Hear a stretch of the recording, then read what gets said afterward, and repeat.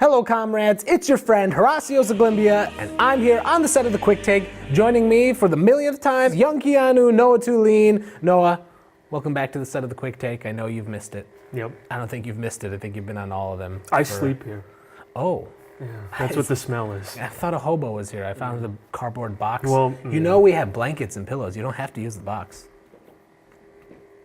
We just got back from seeing the 6th Mission Impossible film, Mission Impossible Old Man vs. Superman, or Mission Impossible Short Man vs. Tall Man. Of course, starring Tom Cruise, Ving Rhames, and Simon Pegg. And yeah, we're gonna talk about it. Tom Cruise was in it. I said that already. Yes, but just so you know, he's in it. Boy, this is gonna be impossible, isn't it? So Noah, your mission, should you choose to accept it, is to stand here with me and review this movie. It's asking a lot. Yes. What if I say no? This set will self-destruct in 5 seconds.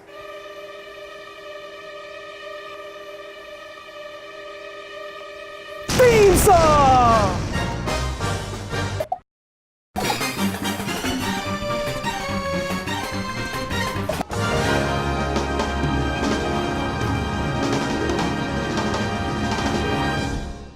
Welcome back to The Quick Take. As I said in our intro, we're reviewing Mission Impossible Fallout. And before we start, let's do the IMDb plot synopsis. Ethan Hunt and his IMF team, along with some familiar allies, race against time after a mission gone wrong. So the same plot synopsis as all of the rest of the Mission Impossible franchise. You'd think they would figure stuff out and maybe not have their mission go wrong. What does IMF stand for? I motherfucker. Is that the sequel to I, Tonya? No, the sequel to I, Robot. Oh. I, Tonya is the prequel to that series. I can see the correlation. So Noah, first impressions of the film, what did you think?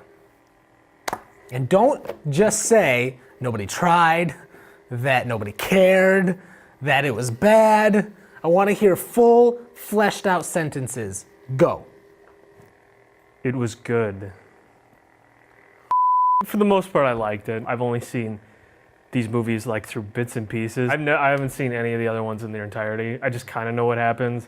Like the rappelling thing, I know that. I know he was on the outside of a plane in the last one. And then there's a helicopter in this one. Tom Cruise really wants to let you know he's not old yet. Oh, yeah. He really wants you to think he's still cool everywhere. Absolutely. I think he's actually approaching 60, and he acts in all these movies like he's like a 30 to 40-year-old. Yeah. You know, winning fights against like Henry Cavill, who towers over Tom Cruise, who's like, 4'9" or something like that. Yeah, anytime you see him do something cool, just remember, he's like 3 heads shorter than you. Whoever you are, he is shorter than you. He comes up to about my nipples, I think. Is that accurate? I think so. I just don't want to think about those. The fact that they use a lot of stunt people, or the fact that he looks wildly out of his depth, they do a good job, I think, of making it seem plausible. I think he does most of the fights and most of the stunts and stuff like that. That is not easy, and not really anyone else does that, really. The fight scenes I had, they were cut pretty well. Really they weren't well. like super fast, like second after second cuts. Yeah. For the standard that like Hollywood, like this caliber of movie, it's probably the best I can remember, really. That's not like a martial arts film or something like that. Yeah. This thing goes all over the place. There's a really great fight in the bathroom. Yep. There's the really great chase with a big like turnaround or whatever. Yeah, by the Arc de Triomphe. Yes. French.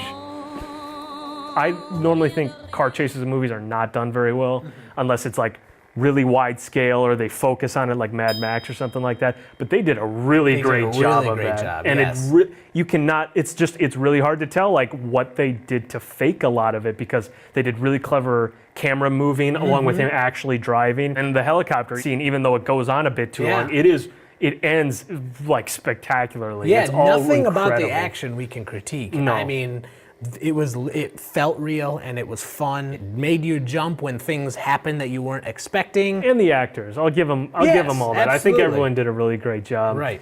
Tom Cruise, I always think he seems more human in movies than he does in real life. Because in real life he's an alien from Xanathor or wherever. The great Lord believe. Xenu. Yeah, right. Like, has adopted him as his child, basically. It hit all of the points that every Mission Impossible movie had. It had a ton of face changing. It had a ton of Tom Cruise running, a ton of Tom Cruise narrowly missing traffic as he's being chased through a city. The story in this is just the most lazy thing. Like you can tell it was just like whatever gets them in the action sequences. There's so many twists and turns that seem unnecessary. Constant double cross, triple cross, quadruple cross. Yeah. How do you say 5 crosses? Pentacross? Pentacross? How many is that? Stacker pentacross? No, do not bring that movie up. In an action movie, it's really just set dressing for the most part. There's a reason like almost every famous action movie gets away with just revenge. Sure. Because it's simple, it's easy, you can get behind it, there you go. But what was the point I was trying to make? I have no idea. Some of the more interesting parts of the movie, they do just play on you assuming, oh, they're just being dumb for the sake of the plot, when really they're playing a trick on you. Yes. Like there's a big reveal scene where basically, I mean, Henry Cavill was pretty much obviously going to be the bad guy. Cavill. What am I saying? Cavill. Henry Cavalry? And why? Because the mustache. The mustache turned him evil. That's why I had to shave it off for Justice League. He didn't, though. That was like a very clever scene, or how they get onto the bad guy in the first place. They're clever scenes. It's like an obvious setup, and you're like, okay, we'll just get through this. But they're actually trying to do something. Sorry. And then other times it's like, why would these characters act that way? And it's like, oh, maybe it's a reveal later. No, it's just them being dumb. Yep. Just so the movie can keep going. And to give Tom Cruise more reason to be running on rooftops in this weird way. He sprinted probably 5 miles in across one the scene. city, basically. How is he not winded? Yeah, and then he follows that up with jumping onto and holding onto an elevator as it ascends an entire building. Very slowly. Tom Cruise has been painted in these movies exponentially more superhuman. Unkillable, basically. Right, and I guess that's one of my critiques. Obviously, since it's the 6th one, they're not going to kill Tom Cruise now. There is no stakes in any of these movies, because at the end, Tom Cruise and his team are going to pull it off. They're going to snip the wires with 1 second left. Yeah. We are in 2018 and we're still doing the last second defuse. Right. Because, I don't know, they need some semblance of tension. I wish they would stop calling it Mission Impossible, because it should be like Mission Improbable. Impossible is so finite. Maybe. Yeah. We'll see. Nothing changes besides they kill Superman. Yeah, they kill Henry Cavill, spoilers.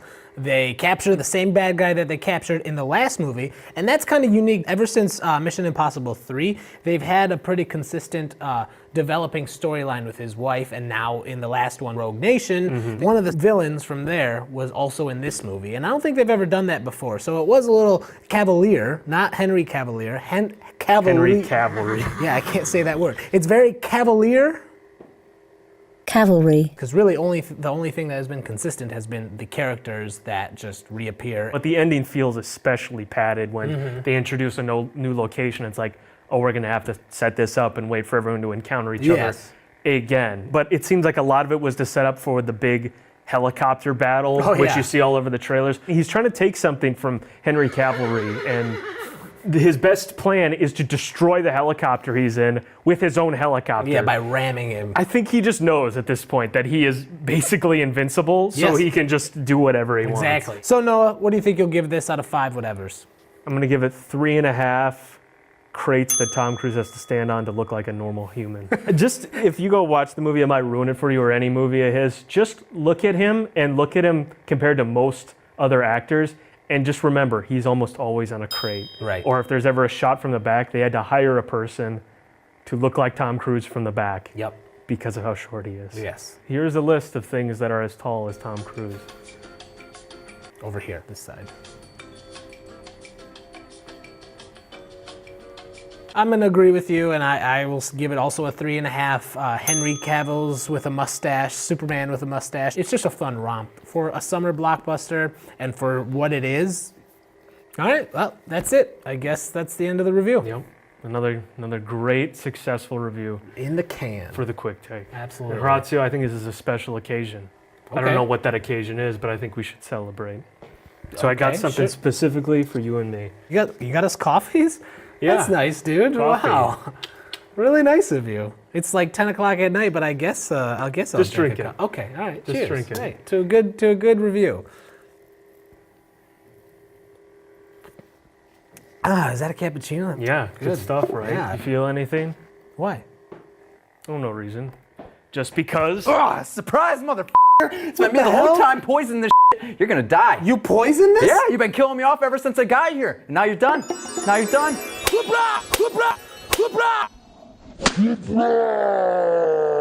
I thought it was honestly one of the greatest movies I have ever seen. I enjoyed it a lot. There was a lot of death scenes. It was everything that you could expect from a Purge movie. How do you feel?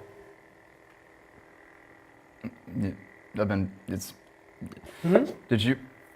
I feel okay. I mean, how do you feel?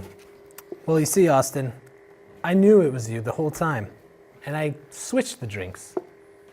So you drank the poison one. I hate coffee.